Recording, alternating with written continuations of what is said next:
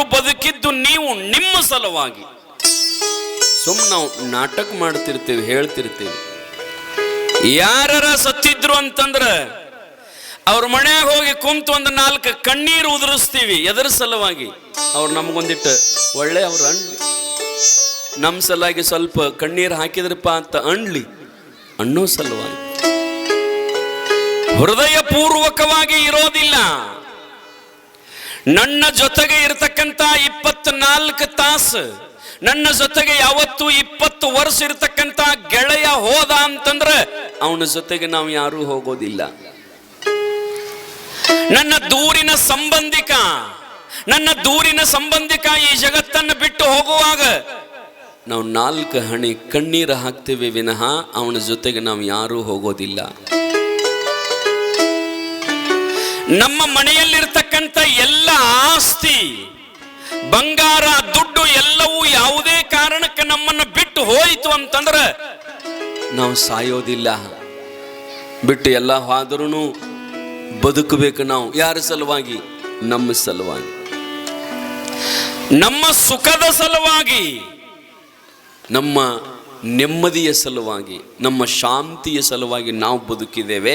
ನಾವು ಅದರ ಮಂದಿಗೆ ತೋರಿಸೋದೇನಂತಂದ್ರೆ ನಾವು ಇನ್ನೊಬ್ಬರ ಸಲುವಾಗಿ ಬದುಕಿವಿ ಅಂತ ಜನ ಅಣ್ಲಿ ಅಂತ ನಾವು ನಾಟಕ ಮಾಡ್ತಿರ್ತೀವಿ ಅಷ್ಟೇ. ಪ್ರತಿಯೊಬ್ಬರು ಮನೆಯೊಳಗೆ ಹೆಂಡತಿವಾದ್ರೆ ಗಂಡ ಹೋಗೋದಿಲ್ಲ, ಗಂಡವಾದ್ರೆ ಹೆಂಡತಿ ಹೋಗೋದಿಲ್ಲ, ತಾಯಿವಾದ್ರೆ ಯಾರು ಹೋಗೋದಿಲ್ಲ, ತಂದೆವಾದ್ರೆ ಯಾರು ಹೋಗೋದಿಲ್ಲ, ಏನೂ ಇಲ್ಲ. ನಮ್ಮ ಬದುಕು ನಮಗೆ ಸೀಮಿತ. ನಾವು ಏನೇ ಇದ್ದರೂ ಫಸ್ಟ್ ನಾವು ಏನು ನೋಡ್ತೀವಂದ್ರೆ ನಮ್ಮ ಸುಖ, ನಮ್ಮ ಶಾಂತಿ, ನಮ್ಮ ನೆಮ್ಮದಿ. ನಾವು ಆರಾಮಿದ್ದು ನಮ್ಮದೆಲ್ಲ ಬರೋಬರಿ ಇತ್ತಂತಂದ್ರೆ ನಮ್ಮ ಹೆಂಡತಿ, ನಮ್ಮ ಮಕ್ಕಳು, ನಮ್ಮ ಮನೆ ಒಂದಿಷ್ಟೆಲ್ಲ ಆರಾಮಿರಲಿ ಅಂತ ಬಯಸ್ತೀವಿ. ಆದರೆ ಒಂದು ಪಕ್ಕ ತಿಳ್ಕೋರಿ, ನಾವೆಲ್ಲ ಆರಾಮಿರ್ಬೇಕಂತೀವಿ. ಒಟ್ಟು ನಾವು ಸುಖವನ್ನು ಮಾತ್ರ ಬಯಸ್ತೀವಿ. ಎಲ್ಲರೂ ವಿಶ್ವದ ಎಲ್ಲ ದೇವತೆಗಳ ಮುಂದೆ ಹೋಗಿ ನಾವು ಕೈ ಮುಕ್ಕೊಂಡು ನಿಂತು ಬೇಡುವುದೇನಂತಂದ್ರೆ, ಹೇ ಪರಮಾತ್ಮ, ಹೇ ಪಾಂಡುರಂಗ, ಹೇ ಅಡವಿಸಿದ್ದೇಶ, ಒಟ್ಟು ನನಗೆ ಸಮಾಧಾನ ಕೊಡಪ್ಪ ಸಾಕು. ಒಟ್ಟು ನಾ ಆರಾಮಿರ್ಬೇಕು ನೋಡಪ್ಪ. ನಮ್ಮ ಮನೆಯೊಳಗೆ ಯಾವುದಕ್ಕೂ ಕೊರತೆ ಬಿದ್ದಿರಬಾರದು ನೋಡಪ್ಪ. ನನ್ನ ಮನ್ಯಾಗ ಬಂಗಾರ, ನನ್ನ ಮನ್ಯಾಗ ರೊಕ್ಕ, ನನ್ನ ಮನ್ಯಾಗ ಆಸ್ತಿ ಎಲ್ಲ ಇರಬೇಕು. ಒಟ್ಟು ನಾ ಸುಖದಿಂದ ಇರಬೇಕು ಅಂತ ಪ್ರತಿಯೊಬ್ಬರ ಬಯಕೆ ಇದು. ಹೌದಿಲ್ಲ? ಎಲ್ಲರೂ ಸುಖನ ಬಯಸ್ತೀರಿ. ಅದು ಯಾರಿಂದಾನೇ ಬರಲಿ, ಒಟ್ಟು ಸುಖ ಬರ್ಬೇಕು ನಮಗ. ಗಂಡನಿಂದಾರ ಬರಲಿ, ಹೆಂಡತಿಯಿಂದಾರ ಬರಲಿ, ಮಕ್ಕಳಿಂದಾರ ಬರಲಿ, ಒಟ್ಟು ನಮಗೆ ಆರಾಮ ಇರಬೇಕು, ಸುಖ ಇರಬೇಕು. ಹಿಂಗೆ ಕೊಡ ದೇವರ ಅಂತ ನಾವೆಲ್ಲ ಬೇಡ್ತೀವಿ ದೇವರಿಗೆ. ಆದ್ರೆ ಯಾರಿಗೂ ಇನ್ನೂ ತಕ ಪಕ್ಕ ಸುಖ ಸಿಕ್ಕೇ ಇಲ್ಲ. ಯಾರೂ ನಿಮ್ಮ ಬದುಕಿನೊಳಗೆ ನೀವು ನೆಮ್ಮದಿಯಿಂದ ಇಲ್ಲವೇ ಇಲ್ಲ. ಅದಿರೇನೋ ಒಂದು ದುಃಖ ತುಂಬ್ಯವನೇ ಮನ್ಯಾಗ. ರೊಕ್ಕ ಅದ, ಆಸ್ತಿ ಅದ, ದೊಡ್ಡ ಮಣಿ ಅದ, ಬಂಗಾರಕ್ಕೆ ಕೊರತೆ ಇಲ್ಲ, ಎಲ್ಲ ಅದ. ಕರೆ ನನಗ ಸಮಾಧಾನ ಇಲ್ರಿ, ನನಗ ಆರಾಮಿಲ್ರಿ. ತಗೊಂಡೇನ್ ಮಾಡೋದು?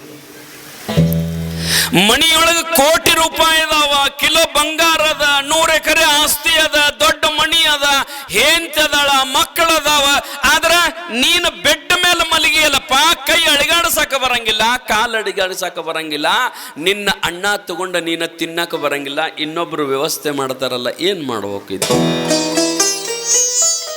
ಕಾರಣ ಏನಂತಂದ್ರ ನಮಗೆ ಎಲ್ಲಾನು ಬೇಡ್ತೀವಿ ಸುಖ, ಆದ್ರೆ ಎಲ್ಲರಿಗೂ ಸಿಗೋದಿಲ್ಲ ಸುಖ, ನೆಮ್ಮದಿ. ನಾವು ತಿಳ್ಕೊಂಡಿವಿ ರೊಕ್ಕ ಇದ್ರೆ ಬಹಳ ಆರಾಮ ಇರ್ತೀವ್ರಿ ಅಂತ ತಿಳ್ಕೊಂಡು. ರೊಕ್ಕ ಇರ್ದವ್ರು, ರೊಕ್ಕ ಇರ್ಲಾರ್ದವ್ರು ರೊಕ್ಕ ಇದ್ದವ್ರಕ್ಕಿಂತ ಬಹಳ ಸುಖದಿಂದ ಅದಾರ, ಬಹಳ ಸುಖದಿಂದ ಅದಾರ. ಎಲ್ಲಾನು ರೊಕ್ಕದಿಂದನ ಅಳ್ಯಾಕ ಬರಂಗಿಲ್ಲ. ಎಲ್ಲಾನು ಬೇಡ್ರಿ. ನಮ್ಮನ್ನ ಹೇಳಿರ್ಬೇಕು, ಬರೀ ನಿದ್ದೆ ಬರ್ಬೇಕಾದ್ರೆ ರೊಕ್ಕ ಕೊಟ್ರೆ ಬರ್ತದೆ ಎಲ್ಲಾರ? ಭಾಳ ದೊಡ್ಡ ಸಾಹುಕಾರ ಅದನ್ರಿ ನಾನು. ಅದಿಯೋ ಇಲ್ಲ, ಊರಿಗೆ ನೀನೇ ದೊಡ್ಡ ಸಾಹುಕಾರ ಅದಿ, ಕರೆ ನಿದ್ದೆ ಕೊಂಡು ತಗೊಳಕ್ ಬರ್ತದೇನು? ಅಂಗಡ್ಯಾಗ ಹೋಗಿ ಎಲ್ಲ ತರಬಹುದು, ನಿದ್ದೆ ಕೊಂಡು ತರ್ತೀರಿ? ತರಕ ಬರಂಗಿಲ್ಲ. ಕೆಲವೊಬ್ಬರು ಮನ್ಯಾಗ ಹೋಗಿ ಮಲ್ಕೊಂಡು ಊಟ ಮಾಡಿ ಮಲ್ಕೊಂಡ್ರೆ ಗಾದಿ ಮ್ಯಾಲ ಮುಂಜಾನೆ ನಸುಕಿನ 3 ಗಂಟೆ 4 ಗಂಟೆ ತಕ ಸುಮ್ಮ ಡಬ್ಬೊಮ್ಮೆ ಚಿತ್ತೊಮ್ಮೆ ಹೊಳ್ಳಾಡ್ತಾವಟ್ಟ, ನಿದ್ದಿನ ಹತ್ತಂಗಿಲ್ಲ. ಒಂದಕ್ಕ ನಿದ್ದಿನ ಹತ್ತಂಗಿಲ್ಲ. ಮತ್ತೆ ರೊಕ್ಕ ರಗಡದಲ್ಲ, ಬೆಡ್ ಮ್ಯಾಗ ಹಾಸ್ಕೊಂಡು ಮಕ್ಕೊಂಡು ನಿದ್ದೆ, ರೊಕ್ಕದ ಮ್ಯಾಗ ಬಂಗಾರದ ಮ್ಯಾಗ ಮಕ್ಕೋಲ್ಲ, ನಿದ್ದೆ ಹತ್ತದ ನೋಡು, ಹತ್ತಂಗಿಲ್ಲ. ನಿದ್ದೆ ಯಾವಾಗ ಹತ್ತದಂದ್ರ ಮನುಷ್ಯನಿಗೆ ನೆಮ್ಮದಿ ಇರಬೇಕು, ಮನುಷ್ಯನಿಗೆ ಶಾಂತಿ ಇರಬೇಕು, ಮನುಷ್ಯನ ತಲೆಯೊಳಗೆ ಚಿಂತೆ ಇರಬಾರದು, ನಿನ್ನ ಮನಸ್ಸು ಯಾವತ್ತೂ ಓಡಾಡಬಾರದು, ಮನಸ್ಸು ನಿಲ್ಲಬೇಕು. ನಿಂತಾಗ ನಿದ್ದೆ, ಅಲ್ಲಿ ಯಾರೂ ಇಲ್ಲ ನೋಡ್ರಿ, ಅಲ್ಲಿ ಯಾರೂ ಇಲ್ಲ. ಹಂಗ ನಾವೇನಂತ ತಿಳ್ಕೊಂಡಿವಂತಂದ್ರೆ ರೊಕ್ಕದಿಂದ, ಬಂಗಾರದಿಂದ, ಆಸ್ತಿಯಿಂದ ನಾವು ಆರಾಮ ಇರಬಹುದು ಅಂತ ತಿಳ್ಕೊಂಡಿವಿ. ಇಲ್ಲೋ ತಮ್ಮ, ಎಂತೆಂತವ್ರು ಒದ್ದಾಡಿ ಹೋಗ್ಯಾರ. ನೀವು ಮೊನ್ನೆ ಟಿವಿ ಒಳಗೆ ನೋಡಿರಿ, 1000 ಕೋಟಿ ಒಡೆಯ, 900,000 ಕೋಟಿ ಒಡೆಯ, ಅವ್ರ್ಯಾರೋ ರಾಯ್ ಅಂತ ತಿಳ್ಕೊಂಡು, ಅವ್ರ ಹೆಸರು ಏನದ ನೋಡಿ, ರಾಯ್. ದೊಡ್ಡ ಕಂಪನಿಯ ಓನರ್, ಅವನ ಕೈ ಒಳಗೆ 1000 ಆಳುಗಳು, ಒಂದೊಂದು ಕಾರ್ ಗಾಡಿ 2-3 ಕೋಟಿ ರೂಪಾಯಿದ್ದು, 15-20 ಕಾರ್ ಗಾಡಿ ಇದ್ದು. ಆದ್ರ ಬ್ಯಾರೆ ಯಾರು ಅವನ್ನ ಗುಂಡು ಹಾಕಲಿಲ್ಲ, ತಾನೇ ಗುಂಡು ಹಾಕೊಂಡು ಸತ್ತ. 1000 ಕೋಟಿಯ ಒಡೆಯ ಇದ್ದರೂ ಆಸ್ತಿಯಿಂದಾನೇ ಅವಾಗ ನೆಮ್ಮದಿ ಸಿಕ್ಕಿತ್ತು ಅಂದ್ರ ಯಾಕೆ ಗುಂಡು ಹಾಕೊಂಡು ಸಾಯ್ಬೇಕಾಗಿತ್ತು? ಕಾಶ್ಮೀರ ದೇಶದ ಅರಸು, ಆವತ್ತಿನ ಕಾಲದೊಳಗೆ ಅವನಿಗೆ ಮಹಾದೇವ ಭೂಪಾಲ ಅಂತ ಕರೀತಿದ್ರು. ಅವನ ಹೆಂಡತಿ ಗಂಗಾಂಬಿಕೆ. ಅವರ ಮನೆಯೊಳಗೆ ಒಂದು ದಿವಸಕ್ಕೆ 6,000 ಜಂಗಮರ ದಿವಸ ಊಟ ಮಾಡ್ತಿದ್ರು. ದಾಸೋಹ ನಡೀತಿತ್ತ ರಾಜನ ಮನೆಯೊಳಗೆ, ಕಾಶ್ಮೀರ ದೇಶದ ಅರಸು. ಆದ್ರ ಬಸವಣ್ಣನ ಪ್ರಭಾವವನ್ನು ಕೇಳಿ 12ನೇ ಶತಮಾನದ ಬಸವಣ್ಣ, ಅಣ್ಣ ಬಸವಣ್ಣ ಒಂದು ದೊಡ್ಡ ಕಲ್ಯಾಣವನ್ನೇ ಕಟ್ಟಿಬಿಟ್ಟಿದ್ದ. ಕೈಲಾಸವನ್ನೇ ಭೂಲೋಕಕ್ಕೆ ತಂದು ಕಲ್ಯಾಣವನ್ನಾಗಿ ನಿರ್ಮಾಣ ಮಾಡಿಬಿಟ್ಟಿದ್ದ. ಕಲ್ಯಾಣವೇ ಕೈಲಾಸವಾಗಿತ್ತು ಆವತ್ತಿನ ಕಾಲದೊಳಗ. ಅಲ್ಲಿ ದಾನ, ಅಲ್ಲಿ ಧರ್ಮ, ಅಲ್ಲಿ ಪುರಾಣ ಶಾಸ್ತ್ರ ವಚನಗಳು, ಶರಣರು ಸಂತರು. ಕಲ್ಯಾಣ ಅಂತಂದ್ರೆ ಆವತ್ತಿನ ಕಾಲದೊಳಗ ಕೈಲಾಸ. ಅಲ್ಲಿ ಶರಣರು, ಪ್ರಾಮಾಣಿಕ ಜನ. ಇದನ್ನ ನೋಡಿ ಕಾಶ್ಮೀರ ದೇಶದ ಅರಸ ಎಲ್ಲ ರಾಜ್ಯವನ್ನು ಬಿಟ್ಟ. ಆವತ್ತಿನ ಕಾಲದೊಳಗ ಸಪಾದ ಲಕ್ಷ ಅಂತ ಬರೀತಾರ ವಚನದೊಳಗ. ಅವರೇ ಹೇಳ್ತಾರ, ತಮ್ಮ ಆಸ್ತಿಯ ಘೋಷಣೆಯನ್ನು ಮಾಡ್ತಾರ. ಅವ್ರು ಬಿಟ್ಟು ಹೋಗುವಾಗ, ನಂದು ಎಷ್ಟು ಆಸ್ತಿ ಇತ್ತಂದ್ರ, ಇವತ್ತಿಗೆ 900 ವರ್ಷಗಳ ಹಿಂದೆ 1,25,00,000 ಆಸ್ತಿ ಇತ್ತಂತ ಒಂದು ಹೆಂಡತಿಗೆ ಹೇಳಿ, ನಾನು ಇದರಿಂದ ನನಗೆ ಯಾಕೋ ಸುಖ ಸಿಗವಲ್ತು, ನೆಮ್ಮದಿ ಸಿಗವಲ್ತು ಅಂತ ತಿಳ್ಕೊಂಡು ಆ ತನ್ನ ರಾಜ್ಯದ ಮೇಲೆ 3 ದಳದ ಪತ್ರಿಯನ್ನಿಟ್ಟು ಬಂಗಾರದ ಕಿರೀಟವನ್ನು ತೆಗೆದ. ಮೈ ಮೇಲೆ ಹಾಕಿರತಕ್ಕಂಥ ರಾಜ ಪೋಷಾಕಗಳನ್ನು ತೆಗೆದಿಟ್ಟ. ಕೇವಲ ಬರೀ ನಾರು ಬಿಳಿ ಮಡಿ ಬಟ್ಟೆಗಳನ್ನುಟ್ಟು ತನ್ನ ಹೆಂಡತಿಯನ್ನು ಕರ್ಕೊಂಡು ಒಂದು ಭಿಕ್ಷೆಯ ಪಾತ್ರೆ ಅಂತ ಒಂದು ತಾಟ ತಗೊಂಡು, ಏನೂ ಮನೆಯಾಗಿಂದ ಒಂದು ಗುಂಜು ಬಂಗಾರ, 1 ರೂಪಾಯಿ ತಗೊಳ್ಳಾರ್ದ ಮನಿ ಬಿಟ್ಟು ಹೊರಗೆ ಬಂದ. ಎಲ್ಲ ಮಗನಿಗೆ ಒಪ್ಪಿಸಿ, ನೀನು ರಾಜ್ಯವನ್ನು ಮಾಡಪ್ಪ, ನನಗೆ ಸಾಕಂತ ಹೊರಗೆ ಬಂದ. ಎದರ ಸಲುವಾಗಿ? ಸುಖದ ಸಲುವಾಗಿ, ನೆಮ್ಮದಿಯಿಂದ ಇರು ಸಲುವಾಗಿ. ಕಲ್ಯಾಣಕ್ಕೆ ಬಂದು ಏನು ಮಾಡ್ತಾನ್ರಿ? ಬಸವಣ್ಣನವರ ಅಪ್ಪಣೆಯನ್ನು ಪಡೆದು ಕಾಡಿಗೆ ಹೋಗಿ ಕೊಡ್ಲಿ ತಗೊಂಡು ಒಣ ಕಟ್ಟಿಗೆ ಕಡದ ಅವನ್ನ ಹೊರಿ ಮಾಡಿಕೊಂಡು ಬಂದು ಊರಾಗ ಮಂದಿಗೆ ಮಾರಿ ಬಂದಿರತಕ್ಕಂಥ 4-5 ರೂಪಾಯಿ ತಂದು ಅದರಿಂದ ಸಂತಿ ತಂದು ಒಬ್ಬ ಜಂಗಮನಿಗೆ ಊಟ ಮಾಡಿಸಿ ಉಳಿದದ್ದನ್ನು ತಾನು ತನ್ನ ಹೆಂಡ ತಿಂತಿದ್ರು. ಕಾಶ್ಮೀರ ದೇಶದ ಅರಸ, ಆವತ್ತಿನ ಕಾಲದ ಕಾಶ್ಮೀರ ದೇಶದ ಮಹಾರಾಜ ಬಸವಣ್ಣನವರ ಪ್ರಭಾವಕ್ಕೊಳಗಾಗಿ ಅವರ ಧರ್ಮವನ್ನ, ಅವರ ಆಚಾರವನ್ನ, ಅವರ ವಿನಯವನ್ನ ನೋಡಿ ಕಲ್ಯಾಣಕ್ಕೆ ಬಂದ ಕಟ್ಟಿಗೆ ಕಡದ ಬದುಕ್ಯಾನ್ರಿ. ಮತ್ತ ರೊಕ್ಕದಿಂದನ, ಆಸ್ತಿಯಿಂದನ, ಸಂಪತ್ತಿನಿಂದನ ಸುಖ ಸಿಗುತ್ತಿತ್ತಂದ್ರೆ ಅವ್ಯಾಕ ಬರ್ಬೇಕಾಗಿತ್ತು, ಅವ್ಯಾಕ ಬರ್ಬೇಕಾಗಿತ್ತು. ಹಿಂಗ ಒಬ್ಬರದ ಉದಾಹರಣೆ ಅಲ್ಲ, ಸಾವಿರ ಮಂದಿಯ ಉದಾಹರಣೆಗಳದಾವ. ಆಸ್ತಿಯನ್ನು ಬಿಟ್ಟು ಬಂದವರು, ಸಂಪತ್ತನ್ನು ಬಿಟ್ಟು ಬಂದವರು, ಮತ್ತು ಅವ್ರನ್ನೆಲ್ಲ ಬಿಟ್ಟು ಬಂದದ್ದು ಹೇಳಾಕತ್ತಿದೆ. ಮತ್ತು ನಾವು ಬಿಟ್ಟು ಬರು ನಾನು ಸ್ವಾಮಿ ಅಂತ ಅಂದಿರಿ, ಬಿಟ್ಟು ಬಂದ್ಗಿಂದಿರಿ, ನಿಮ್ಮನ್ನು ಹಿಡಿಯವ್ರು ಯಾರು ಇಲ್ಲಿ? ನಮಗೂ ಮತ್ತು ರೊಕ್ಕದಿಂದ, ಬಂಗಾರದಿಂದ, ಹೊಲದಿಂದ ಏನು ಸುಖ ಸಿಗಂಗಿಲ್ಲ ಅಂತ ಮತ್ತು ನಾವು ಬಂದು ಬಿಡು ನನ್ನ ತಂದಿರಿ. ಬರಬೇಡ್ರಿ, ಬಾ ಅಂದರೂ ನೀವು ಬರೋ ಪೈಕಿನೂ ಅಲ್ಲ. ಯಾರು ಬರಂಗಿಲ್ಲ. ಯಾಕಂದ್ರೆ ಅಲ್ಲೆಲ್ಲ ಹಂಗೆ ಹತ್ಕೊಂಡತ್ರಿ, ಎಲ್ಲ ಅದು ಬಿಟ್ಟು ಹೋಗಲ್ಲ ಅರ್ಧಂಗೆ ಕಟ್ಕೊಂಡು ಬಿಟ್ಟದು. ಕಟ್ಕೊಂಡದೇನೇನು ನಿಮಗೇನು ಕಟ್ಕೊಂಡಿಲ್ಲ, ಅದೇನು ಕರೆ, ನೀವ ಅದನ್ನು ಹಿಡ್ಕೊಂಡಿರಿ. ಒಟ್ಟು ಹಿಡ್ಕೊಂಡು ಮತ್ತೆ ನೋಡ್ಬೇಕ್ರಿ. ಯಾಕ್ರಿ ಪುರಾಣಕ್ಕೆ ಬಂದಿದ್ದಿಲ್ಲ, ಪ್ರವಚನಕ್ಕೆ ಬಂದಿಲ್ಲ, ನಿನ್ನೆ ಅಂದ ಕೂಡಲೇ ಏನ್ರಿ ಮನ್ಯಾಗ ಎಲ್ಲ ಭಾಳ ವಜ್ಜದ ರೀ, ಹಿಡ್ಕೊಂಡೈತಿ ನಾನು ಒಟ್ಟು ಬಿಡವಲ್ತದು ಅಂತೀರಿ ನೀವು. ಗಂಡ ಹೆಂಡತಿ ಮಕ್ಕಳು ಹೊಲ ಮಣಿ ರೊಕ್ಕ ಒಟ್ಟು ಬಿಡಂಗಿಲ್ರಿ.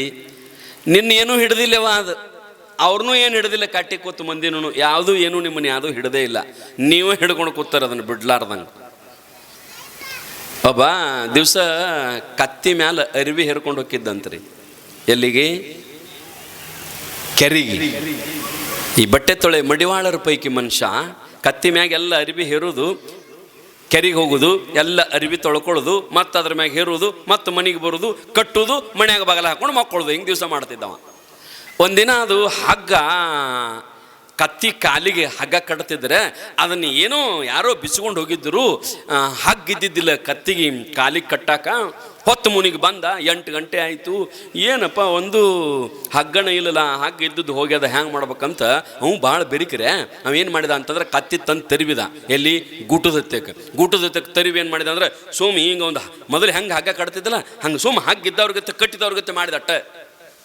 ಹಗ್ಗನ ಇಲ್ಲ ಗೂಟಕ್ಕೆ ಬಂದು ಕತ್ತಿ ನಿಂದ್ರಿಸಿ ಹಿಂಗೆ ಮಾಡ್ದ. ಹಗ್ಗ ತೊಗೊಂಡು ಮತ್ತೆ ಕಾಲಿಗೆ ಕತ್ತಿ ಕಾಲಿಗೆ ಹಿಂಗೆ ಸುತ್ತಾದಂಗೆ ಮಾಡಿದ. ಕತ್ತಿ ಕಾಲು 1-2 ಸಲ ಹಿಡಿದು ರಿಕ್ ಹಂಗೆ ಬಾಗ್ದಂಗೆ ಮಾಡಿ ಹೆಂಗಟ್ಟು ಮಾಡಿ ಕಟ್ಟಿದಂಗೆ ಮಾಡಿದ. ಒಳಗೆ ಹೋಗಿ ಮಕ್ಕೊಂಡ. ಕತ್ತಿ ಸುಮ್ಮನೆ ನಿಂತಿತ್ರಿ, ಹಗ್ಗ ಕಟ್ಟಿಲ್ಕರೆ ಕಟ್ಟಿದಂಗೆ ಮಾಡಿದಟ್ಟ ಅವ. ಅದೇನು ತಿಳ್ಕೊತ ಕತ್ತಿ ಕಟ್ಟೇ ಬಿಟ್ಟ ನನ್ನ ತಿಳ್ಕೊಂಡಿತ್ತದು. ಮುಂಜಾನೆ ಎದ್ದು ಬಂದ, ಕತ್ತಿ ಮ್ಯಾಗ ಅರಿವಿ ಹಾಕಿ ಕತ್ತಿ ಮತ್ತು ಕಟ್ಟೆ ಇಲ್ಲಲ್ಲ ಹೆಂಗಿದ್ರು ಬಡದ್ರೆ ಹೋಗ್ತದೆ ಅಂತ ತಿಳ್ಕೊಂಡು ಒಂದೇಟು ಹೊಡೆದ, ಹೋಗವಲ್ತ ಕತ್ತಿ. ಯಾಕಂದ್ರೆ ಕಟ್ಟ್ಯಾನತ್ತ ಇದು ತಿಳ್ಕೊಂಡದ.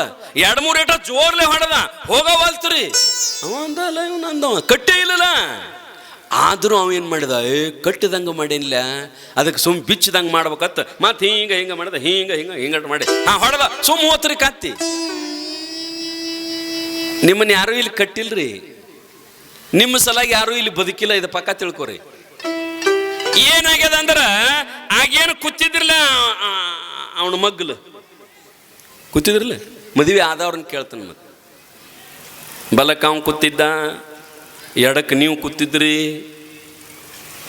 ಹಂಗೆ ಮುಂದೆ ಶಾಸ್ತ್ರಿಗಳು ಮಂತ್ರ ಹೇಳ್ತಿದ್ರು, ಅವನ ಕೈಯಾಗ ತಾಳಿ ಕಟ್ಟಿದ್ರು, ಅವನ ಕೈಯಾಗ ತಾಳಿ ಕೊಟ್ಟಿದ್ರು. ನಿಮಗೆ ಕಟ್ ಅಂತೇಳಿ ಹಿಂಗೆ ಗೋಣ ಮುಂದೆ ಮಾಡವ್ರು. ನೀವು ನಿಮಗೆ ಕಟ್ತಿದ್ದು ಬಿಡ. ಆಮೇಲೆ ಅವ ಹಗಾರಕ ಹಿಂಗೆ ತಂದು ಮಾಂಗಲ್ಯಂ ತಂತು ನಾನೇನಾ ಮಮ ಜೀವನ ಹೇತುನಾ ಕಂಠೆ ಬದ್ನಾಮಿಸುವಗೆ. ಯಾರ್ದಕ್ಕೆ ಕಾಳ ಚಾಲು ಮಾಡಿರಿ ಸ್ವಾಮಿಗಳು ಅಂತ ಅಂದಿರಿ. ಮತ್ತೆ ಹಿಂಗ ಮಂತ್ರ ಅಂದು ತಾಳಿ ಏನು ಅವತ್ತು ಕಟ್ಟ್ಯಲ್ಲ, ಅದ್ರ ಜೊತೆಗೆ ಮತ್ತೆ ಇದನ್ನೊಂದು ಕಟ್ಟಿರ್ತಾರೆ ನಿಮ್ಮ ಶರ್ಗಕ್ಕೆ.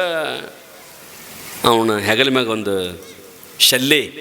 ಆ ಶಲ್ಯಕ್ಕೆ ನಿಮ್ಮ ಇದಕ್ಕೆ ಗಂಟು ಹಾಕಿರ್ತಾರೆ. ಅದನ್ನು ಏನಂತಾರೆ ಅದಕ್ಕೆ? ಬ್ರಹ್ಮಗಂಟು ಅಂತದು. ಬ್ರಹ್ಮಗಂಟ ಹಾಕಿದ್ರೆ ಇಲ್ಲ ನಿಮಗೆಲ್ಲ ಗಂಟು ಹಾಕಿದ್ರಿ?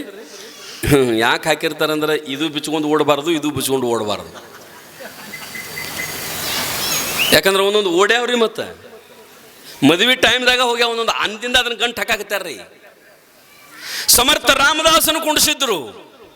ಸಮರ್ಥ ರಾಮದಾಸನ ಕುಂಡಿಸಿ ಶಾಸಕಿ ಹೋದು ರಾಮದಾಸನ ಮಗ್ಗಲ ಆಕೆಗೆ ಗಚ್ಚು ಮಾಡಿದ ಹೆಣ್ಮಗಳನ್ನು ತಂದು ಕುಂಡಿಸಿದ್ರು.